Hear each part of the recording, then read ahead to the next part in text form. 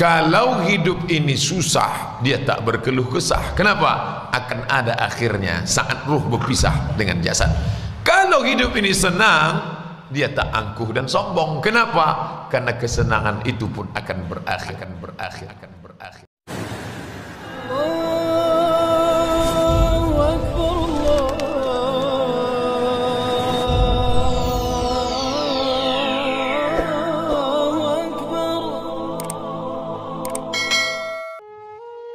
Terlahir dari rahim seorang ibu, dari seorang ayah yang tidak bertanggung jawab, lalu kemudian dicampakkan di dalam sebuah kotak kardus seperti sampah, ditampung oleh panti.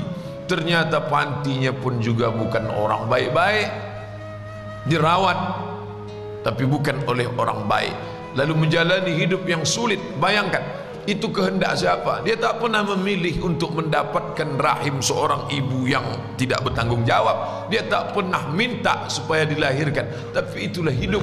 Akhirnya dia tetap menjalani itu dalam keadaan fisik yang tak sempurna. Orang tua tak lengkap, fisik tak sempurna, tapi hidup terus juga berjalan. Orang tak boleh mati bunuh diri, karena bunuh diri tak menyelesaikan masalah dalam ajaran Islam. Sampai lambat laun, sampai masanya menikah pun juga tak mendapatkan suami yang layak, mendapatkan orang yang juga tak bertanggung jawab. Sudahlah orang tua tak lengkap, tak sempurna, mendapatkan orang tua yang tidak baik, lalu kemudian mendapatkan pendamping hidup yang tak semestinya. Dari hasil pernikahan itu dapat pula lah anak-anak yang juga tak berbakti. Apalah lagi nikmatnya hidup. Coba bayangkan, indahnya senda gurau dengan ayah dan ibu tak dia dapatkan. Nyamannya hidup di bawah lindungan, naungan seorang suami juga tak dia dapatkan. Bakti seorang anak pun tak juga diperoleh. Lalu kemudian kapan dia merasakan nyamannya, indahnya hidup itu? Kapan? Inilah kesulitan. Tapi orang beriman tak pernah mencaci maki Allah Subhanahu wa ta'ala. Disitulah maqam yang paling tinggi. Raditu billahi rabbah. Aku ridha ya Allah. Ridha bukan berarti pasrah. Ridha bukan berarti tidak berbuat. Bukan apatis. Apatis bukan ridha. Maka orang beriman itu ridhanya beda. Dia tetap berjuang. Tapi kalau dapat juga yang seperti itu, maka dia tidak berkeluh kesah. Kenapa? Karena ini akan ada akhirnya. Di mana akhirnya? Saat ruh berpisah dengan jasad. Saat itulah dia tersenyum bahwa dia diuji Allah Ta'ala dengan kesulitan, kesusahan. Ya, walanabluwannakum, kami pasti akan menguji kamu. Wabashshiris sabirin, tapi tetap engkau berikan kabar gembira kepada orang-orang yang mampu menahan lidahnya untuk mencaci maki, menyumpah serapah Allah. Siapa itu? Alladzina idza asabathum musibah, mereka yang ketika ditimpa kesusahan, kesulitan, mereka mengucapkan inna lillahi wa inna ilaihi raji'un. Seperti mayat yang dimandikan orang hidup, tangannya mau dibelokkan ke sini, kakinya mau dibengkokkan, itu dia tak ada kuasa lagi. Dia serahkan kepada Allah Subhanahu wa ta'ala. Inna lillahi wa inna ilaihi raji'un. La haula wa la quwwata illa billah. Itulah yang kita ucapkan setiap pagi selesai salat tadi.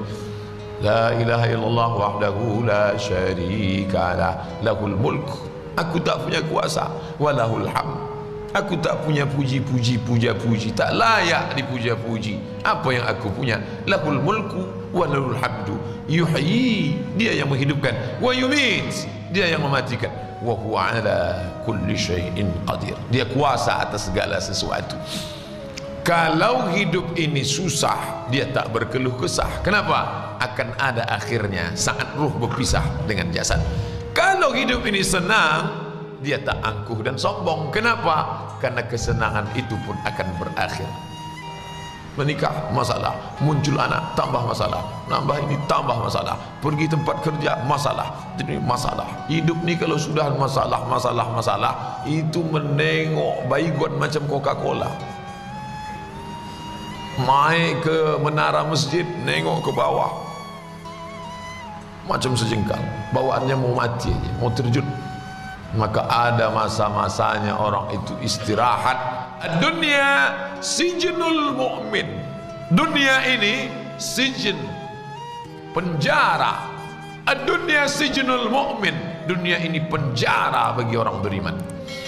Penjara itu kan tertahan. Makan tertahan, minum tertahan, nafsu tertahan, mau keluar tertahan. Dunia ini pun kita tertahan.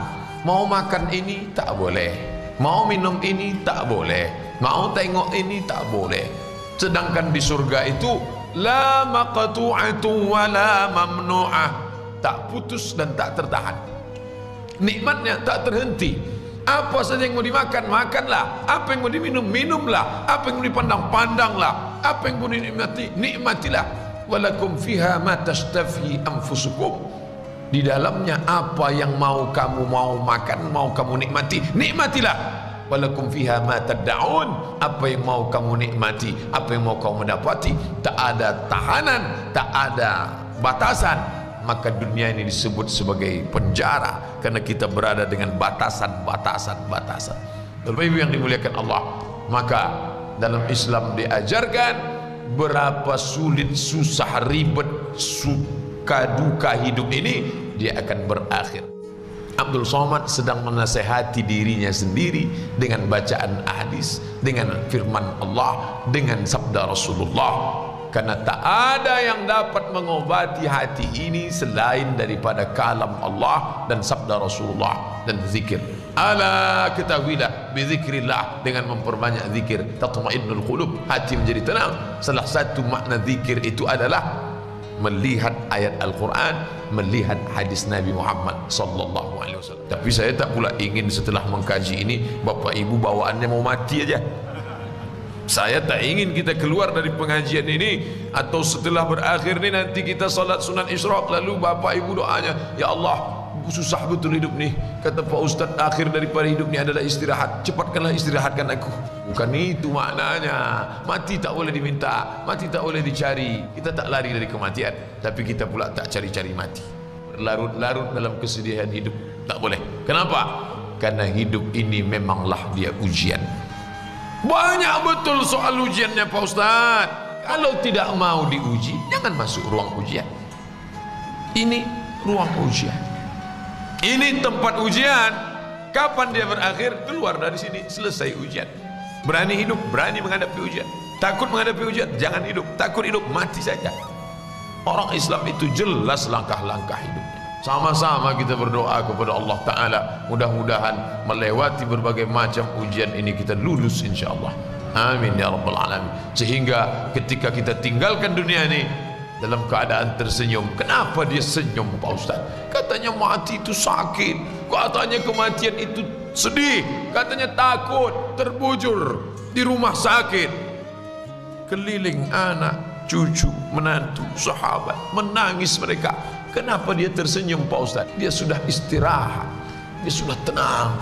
Adapun sisa hidup kita ini kita manfaatkan untuk yang baik-baik.